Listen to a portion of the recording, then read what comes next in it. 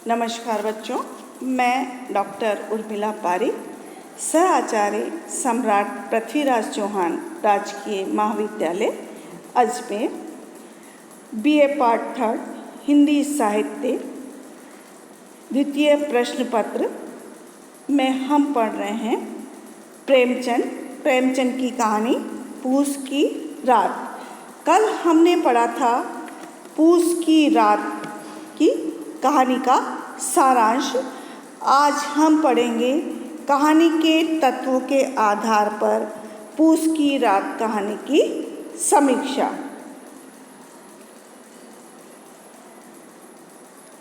प्रेमचंद का कहानी संसार वैविध्यपूर्ण यथार्थ जगत की झांकी प्रस्तुत करता है। उन्होंने सभी प्रकार की कहानियाँ लिखी है। प्रेमचंद के साहित्य का प्रमुख स्वर है समाज सुधार। कला का कार्य मनोरंजन नहीं, सामाजिक सौदेश्यता है। प्रेमचंद की कहानियों में समाज की कुरीतियों, राजनीतिक उथल पुथल, किसानों की दयनीय दशा, सामाजिक रूढ़ियों के बंधनों में तड़फती नारी की वेदना का मार्मिक चित्रण किया है। उनकी कहानियों के विकास के 3 सोपान हैं। प्रथम सोपान, इसमें सुदीर्घ कथानक और घटनाओं का अत्यधिक विस्तार मिलता है। अपने प्रारंभिक जीवन में प्रेमचंद गांधी जी से प्रभावित रहे, अतः उनकी कहानियों में आदर्शवाद का स्वर मुखरित है। दूसरा सोपान है कि उनकी कहानी कला निखर आई, उनकी कला का विकास हुआ और उन्होंने आदर्श के साथ साथ यथार्थ को भी अपनाया। तीसरा उसका सोपान है कि वे सामाजिक यथार्थ की ओर मुड़ते हैं। इस काल की कहानियों में स्थूल मनोविश्लेषण की झलक देखी जा सकती है। इन कहानियों के पात्र जीवंत और कथानक रुचिकर हैं। कथा साहित्य के विकास वैविध्य की दृष्टि से प्रेमचंद का स्थान हिंदी कहानी साहित्य में ऐतिहासिक महत्व का अधिकारी है। प्रेमचंद की साहित्य साधना हमारे साहित्य का एक आलोक स्तंभ है, जिसे हम सदैव प्रेरणा ग्रहण करते रहेंगे। प्रेमचंद की जीवंत परंपरा नवयुग के कथाकार का सफल मार्गदर्शन करती रही है। प्रेमचंद की कहानी है, ये तो हमने पढ़ा कि प्रेमचंद ने जो कहानियाँ लिखी है, कहानी संसार है, उनका कहानी संसार में वैविध्य है, तो उसकी हमने झांकी प्रस्तुत करी है कि उन्होंने जो कहानियाँ लिखी है वो 3 सोपानों में हो करके गुजरती है, निकलती है।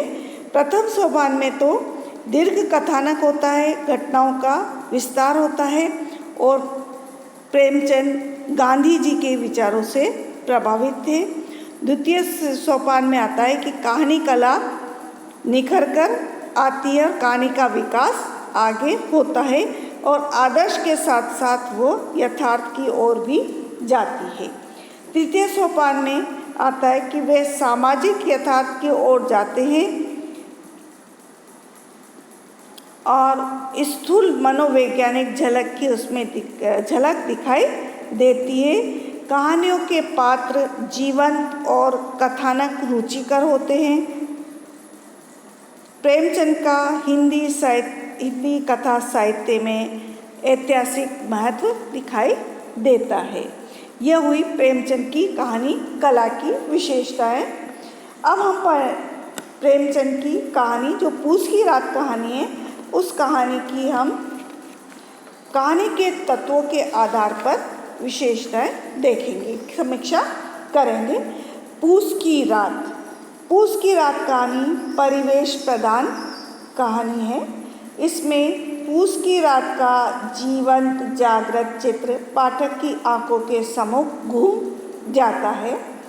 कहानी का कथानक पात्र, वातावरण, जनजीवन, भाषा आदि ग्रामीण परिवेश का सजीव चित्र प्रस्तुत करती है। स्थान विशेष के प्रकृति चित्रण, रीति रिवाज, रहन सहन आदि के वर्णन द्वारा उन्होंने कहानी की मूल भावना को सघनता प्रदान की है।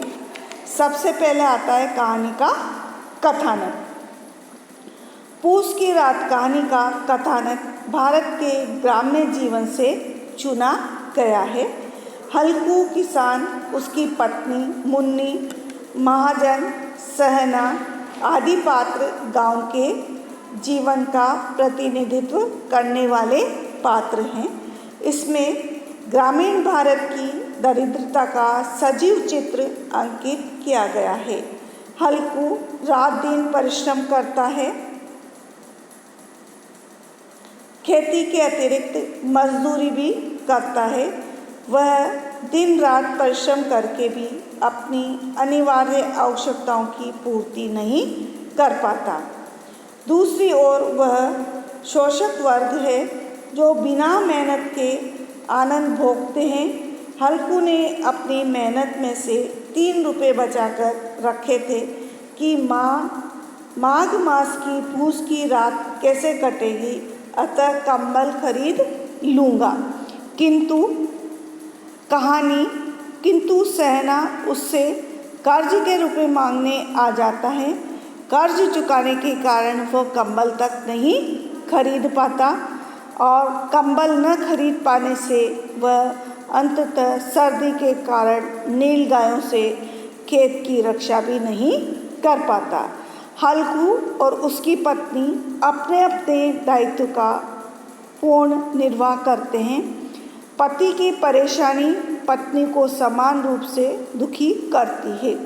प्रेमचंद जी ने भारतीय ग्रामीणों के दाम्पत्य जीवन पर प्रकाश डाला है। पत्नी सच्चे अर्थों में पति की अर्धांगिनी, सहधर्मिणी, सुख दुख की सहभागिनी होती है। हल्कू किसान और जबरा कुत्ता दोनों में दृढ़ मैत्रीपूर्ण संबंध था। एक दूसरे के प्रति आत्मीयता, सहानुभूति और संवेदना के भाव उनके हृदय में विद्यमान थे।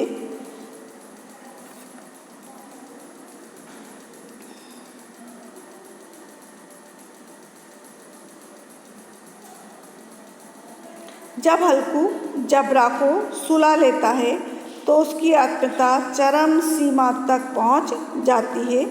हल्कू की पवित्र आत्मा में कुत्ते के प्रति घृणा की गंध न थी।